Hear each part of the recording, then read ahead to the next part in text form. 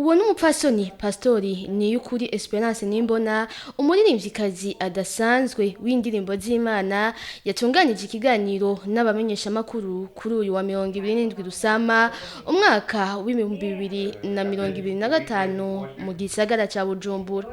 Ico gikorwa yiteguriye kuva kera agishikanye kure vubaho yacuraranga yongera afata n'indirimbo ziwe ivyo bita live recording mu Congereza ku itariki ya 4 Ndamukiza uyu mwaka nyine.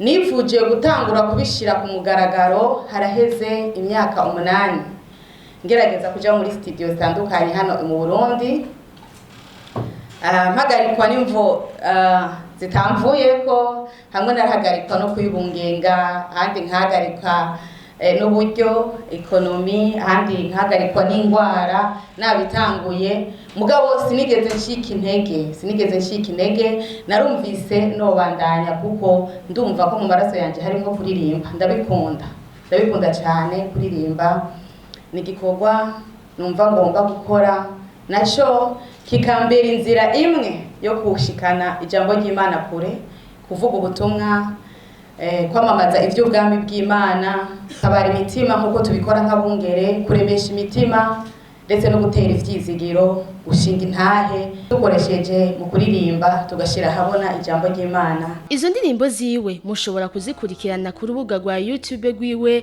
yise Mrs Pastor Niyukuri. Mu kubandanya mubona bishasha vyiwe ni gukurikira urwo rubuga mukagira subscribe cyangwa sabone tubivuze mu ndimi mvamakungu dusanga kuri YouTube. Ivyo bifatanije no gusangiza ibikorwa vyiwe n'abandi, share cyangwa partage muri izo ndimi nyene, hatibagiwe no kugira igishikirije commentaire mu gifaransa kuri urwo rubuga nyene, bigafasha kwagura ubwami bw'Imana.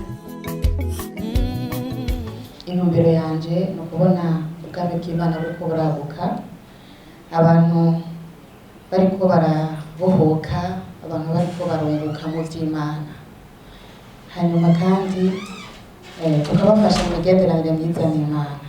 Rero bishitse muri iyo nzira y'ubuvugabutumwa umuntu akagira success, icambere no gusenga, hama akabandanya arondera guca bugufi, Imana ariko arasevinga ikaja hejuru.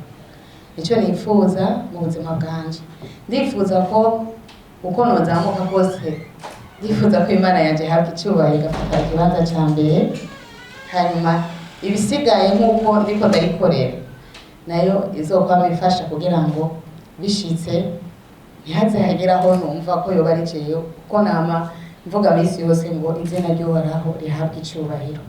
Uwo mupfasoni Pastor Niyukuri Esperance Nimbona yubakanye n'umwungere Nimbona Vincent ari hanze y'igihugu mu gikorwa cyo gukarisha ubumenyi no kuvuga ubutumwa. Abo bakozi b'Imana barongoye ishengero Shalom Temple bakaba bafise abana 5. Mwomenya kandi ko uwo mukenyezi w'intwari yavukiye mu muryango w'abavugabutumwa, aho se wiwe yari umwarimu akongera akaba n'umucuraranzi, hama nyina akaba umudiyakoni n'umuririmbyi.